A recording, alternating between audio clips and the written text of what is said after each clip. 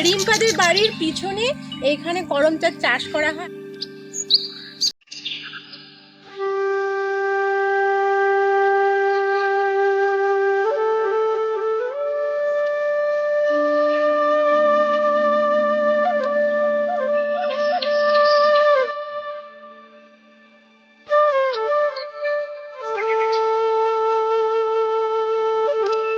নমস্কার বন্ধুরা, আপনাদের সকলকে স্বাগত জানাচ্ছি সম্পদ ব্লগের চ্যানেলে।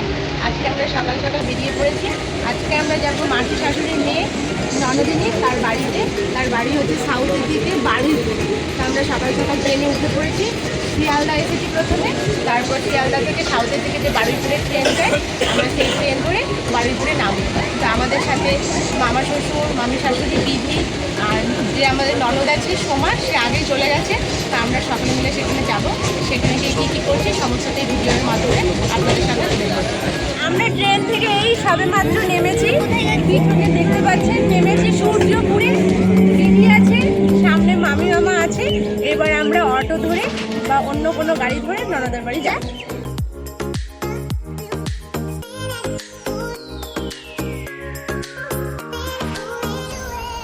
এখন সবাই মিলে অটোতে বসে আছি। সম্পদও বসে আছে তার ছোট পিপির কোলে। তারপর অটোটা সবেমাত্র এখানে দাঁড়িয়ে আছে, এখনো ছাড়েনি। ছেড়ে দিলে তারপর আমরা যাব। আমাদের গাড়ি ছেড়ে দিয়েছে। প্রকৃতির সৌন্দর্যকে দেখতে দেখতে আমরা চললাম আমাদের গন্তব্যস্থল নবগ্রাম রিম্পাদের বাড়ির দিকে। তো রাস্তার দুপাশে দেখুন কত সুন্দর সারিবদ্ধভাবে গাছপালা লাগানো রয়েছে।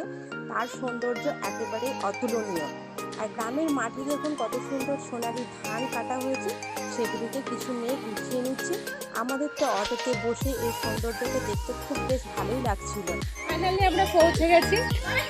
সামনে ঈশ্বরী আর নন্দায় বেরিয়ে এসেছে। এবার আমরা যাবো ভেতরের দিকে।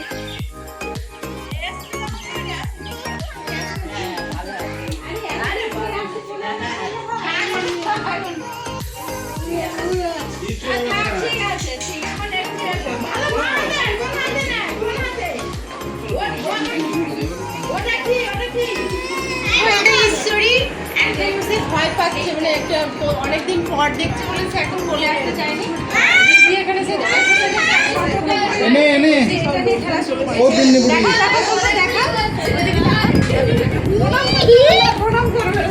এটা হচ্ছে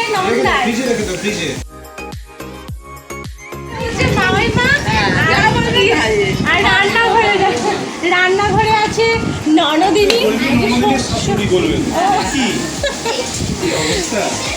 আছে, রিম্পা আছে, দুই ননদি আছে। এখানে কি বানানো হচ্ছে? এখানে হচ্ছে চাউমিন আর কি হচ্ছে রান্নাতে আর হচ্ছে চা। রান্নার ডিপার্টমেন্টে আছে দুই মিষ্টি ননদিনী। যাই হোক, এটা রান্নায় ব্যস্ত, ডিস্টার্ব করে লাভ নেই। রেডি হয়ে যাক, তারপরে সকলে মিলে যখন আমরা একসাথে খাওয়া দাওয়া করবো তখন আপনাদের সঙ্গে আমার কথা হবে। রিম্পাদের বাড়ির পিছনে এখানে করমচার চাষ করা হয়, আর করমচা খুব সুন্দর হয়। এদিকে এই চাষটা বেশি হয়। তা বাড়িতে তো এসেছি সকালবেলা চা বিস্কুট খাওয়ার পরে। এবার আমরা এখানে এসেছি। দেখুন কত করমচা লাগানো, কত সুন্দর করমচাগুলো ধরে আছে, দেখেই খুব সুন্দর লাগছে। তারপর রিম্পাদের এখানে পুকুর আছে, পুকুরে এরা মাছ চাষ করে। একটু পুকুরে যাবো, মাছ ধরতে তো পারবো না। আশেপাশের পরিবেশটা একটু সবাই মিলে একটু ঘুরে দেখছি, ভালো লাগছে। গ্রামের পরিবেশে ঘুরতে তো সকলের খুব ভালো লাগে। সম্পদবাবুকে দেখুন, আর পুকু আছে, দিদি আছে। করমচা নিয়ে কি করছে? একটা করে তুলছে, খাবো, আর একটা করে ফেলছে। এই যে খাবে, খাও বুঝতে পারবো। কেমন বলো, কেমন লাগছে বলো? টক লাগছে খুব, কিন্তু আমার টক খেতে ভালো লাগে। ওর করমচা টক লাগছে না, টক খেতে প্রচন্ড টক। প্রচন্ড টক, আর কাঁচা করমচা তো খুব টকই লাগে। করমচার বাগানের মধ্যে ঢুকেছে তিনজনে।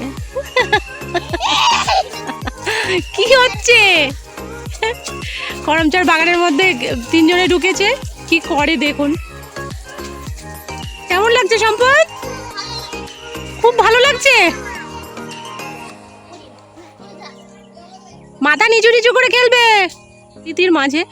এমনিতেই সকলের খুব ভালো লাগে। এবার তিনজন ছোট তো খুব মজা করছে ভেতরে ঢুকে। গ্রাম্য প্রকৃতিতে বাড়ির আশেপাশে অনেক রকমের গাছ লাগানো আছে। এখন যেমন আমের সিজন, তাই আম গাছে প্রচুর আম ঝুলছে, সেটা আপনাদেরকে দেখাবো যে আম গাছে কত আম হয়েছে। আর করমচা তো আপনাদেরকে দেখিয়েছি, তাছাড়া বিভিন্ন রকম যেসব গাছপালাগুলো আছে সেগুলো আপনাদেরকে দেখাবো। রিম্পার বাড়ির সামনে অসংখ্য সারিবদ্ধভাবে সুপারি গাছ লাগানো রয়েছে। আশেপাশে তো গাছপালায় ভর্তি, তবে যেসব গাছপালাগুলি আছে তার মধ্যে এই গাছগুলি পুরো সারিবদ্ধভাবে লাগানো আছে, খুব সুন্দর লাগছে। আর এই সারিবদ্ধ গাছের সামনে একদম রিম্পাদের বাড়ির মেন গেট, যেখানে সামনে বসে সম্পদ, কুকু আর বুদ্ধি একসঙ্গে খেলা করছে। কি খেলা করছে চলুন একবার গিয়ে আমরা দেখি। কি হচ্ছে? রান্না করছো? কি রান্না করছো? মাংস। আর কি রান্না হচ্ছে? মশলা মাখাতে হবে। যে মাংস রান্না হচ্ছে, যে মাংস দিয়ে কি হবে? বিরিয়ানি? হ্যাঁ। আমি এক্ষুনি আসছি, অনেক বাসন আনছি। এই পুরোটা দিস না, চাল পরে দেবো, এটা চাল না। ওরা তিনজনে রান্নাবাটি খেলছে। রান্নাবাটিতে একটা স্পেশাল মেনু হচ্ছে মাংসের বিরিয়ানি। গরম চাউমিন একদম রেডি হয়ে গেছে। এবার এই চাউমিনটা দেখতে পাচ্ছেন কত সুন্দর বানিয়েছে, দেখে মনে হচ্ছে রান্নাটা ভালোই হয়েছে। এবার চাউমিনটা আমরা সকলে মিলে একসাথে খাবো। এই যে পুকুরে গিয়েছিলাম, পুকুরে গিয়ে মাংস ধুয়ে নিয়ে এলাম, দেশি মুরগির মাংস। এগুলো ছালযুক্ত মাংস ধোয়া হয়ে গেছে। এবার ঘরে যাচ্ছি, প্রচুর রোদ। মাংস রান্নার দায়িত্বে আছে ছোট মামা, সে মন দিয়ে মাংসটা রান্না করছে আর আমি ক্যামেরাবন্দি করছি। আমরা এখন আছি পুকুর পাড়ে, পুকুরের ঘাটে সবাই স্নান করছে। বোনের বাড়ি এসেছে, সামনে পুকুর বলে কথা, স্নান করবে না তাই হয়। এখন এখানে সবাই মিলে যাবে, পুরো ঝপাং হয়ে যাবে। উন্মুক্ত খোলা আকাশের নিচে পুকুরে দেখুন স্নান করা স্টার্ট করে দিয়েছে। তো প্রথমে উল্টো সাঁতার দিচ্ছে, তারপরে দিচ্ছে সোজা সাঁতার। প্রথমে সোজা দিয়েছে, তারপর উল্টো দিয়েছে। আবার কি খাচ্ছ সব? Ice cream, mango ice cream. এটা দেখতে হবে। কেমন লাগছে? ভালো লাগছে। ভালো লাগছে? খাও। কে তাড়াতাড়ি খেতে পারে দেখি। না। ধীরে খেতে হবে। হ্যাঁ। খাও।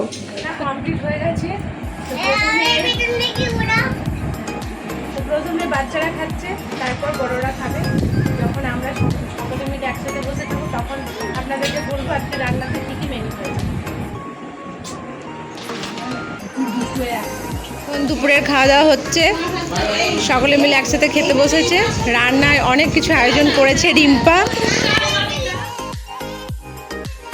দুপুরের খাওয়া দাওয়া হয়ে যাওয়ার পর আমরা যখন সকলে মিলে ঘরে একত্রিত হয়ে গল্প গুজব করছিলাম, তখন নিয়ে এলো আমাদের জন্য আইসক্রিম। তো আমরা আইসক্রিম খাচ্ছিলাম সকলে মিলে খুব মজা করে। আর ছোটদের আইসক্রিম পার্টিটা কিন্তু খাওয়ার আগেই কমপ্লিট হয়ে গেছে। আর খাওয়া দাওয়ার পরে আমাদের হচ্ছে দুপুরবেলায়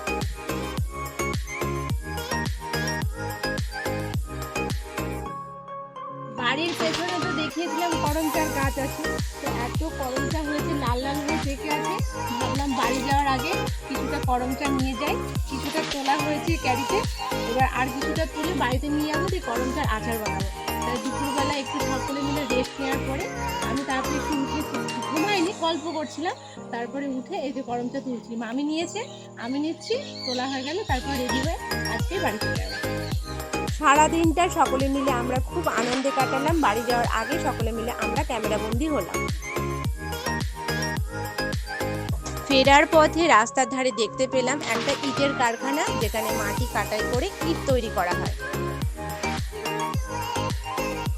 ফেরার পথে রাস্তার ধারে একটা বড় খেলার মাঠ চোখে পড়লো, যেখানে অনেক ছেলেরা একসাথে খেলাধুলো করছে।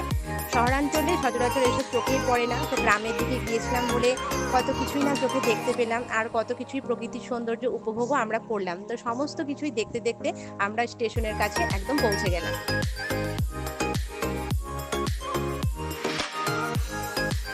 ননদের বাড়িতে ঘোরা হয়ে গেল। এবার আমরা চলে এসেছি ফের রিটার্ন সূর্যপুরে। এবার ট্রেন আসলে চলে যাবো, 6:10-এর ট্রেন আছে। তো সকলে পিছনে আসবে, টিকিট কাউন্টার থেকে টিকিট কাটবে, ট্রেন আসলে বাড়ি যাবো। তো আমাদের এই ভিডিওগুলি আপনাদের কেমন লাগছে কমেন্ট করে জানাবেন। আবার আপনাদের সঙ্গে দেখা হবে একটা নতুন ভিডিওতে।